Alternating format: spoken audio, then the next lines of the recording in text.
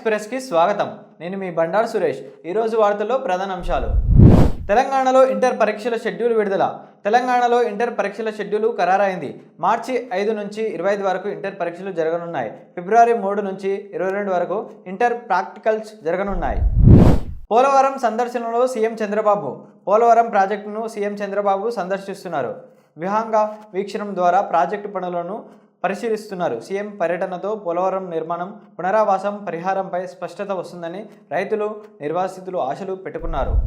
హైదరాబాద్లో భారీగా పడిపోయిన ఉష్ణోగ్రతలు. హైదరాబాద్లో ఉష్ణోగ్రతలు పడిపోయాయి. 7.1 BHEL, 7.4 రాజేంద్రనగర్, 8.2 డిగ్రీలు గచ్చిబౌలిలో, 9.3 వెస్ట్ మారేడుపల్లి ఉష్ణోగ్రతలు నమోదయ్యాయి. పురిటి నొప్పులతోనే గ్రూప్ 2 పరీక్ష రాసి. నాగర్ కర్నూలు జిల్లాలో ఆసక్తికర ఘటన చోటు చేసుకుంది. పురిటి నొప్పులతోనే ఓ అభ్యర్థి గ్రూప్ 2 పరీక్ష రాశారు. రాష్ట్ర ప్రభుత్వం ఏ జిల్లాను రద్దు చేయదు, మంత్రి పొంగులేటి. తెలంగాణ రాష్ట్ర ప్రభుత్వం ఏ జిల్లాను రద్దు చేయదని మంత్రి పొంగులేటి శ్రీనివాసరెడ్డి స్పష్టం చేశారు.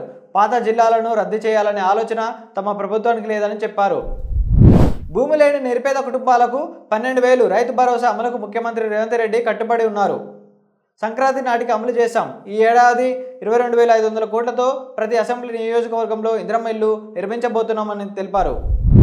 2026 అక్టోబర్ నాటికి పోలవరం పూర్తి చేయడమే లక్ష్యం. పోలవరం ప్రాజెక్టును 2020 అక్టోబర్ నాటికి పూర్తి చేయాలని లక్ష్యంగా పెట్టుకున్నట్లు ఏపీ సీఎం చంద్రబాబు తెలిపారు. తెలంగాణ తల్లి రూపం మార్పుపై కొట్లాడే హక్కు బారాసకు లేదు విజయశాంతి. 2007లో తల్లి తెలంగాణ పార్టీ మొదటి తెలంగాణ తల్లి విగ్రహాన్ని ఆవిష్కరించిందని కాంగ్రెస్ నాయకురాలు విజయశాంతి తెలిపారు. అప్పుడు విగ్రహాన్ని బిఎస్ రాములు రూపొందించారని తెలిపారు. బంగ్లాలో వ్యక్తుల అదృశ్యం వెనుక హసీనా హస్తం.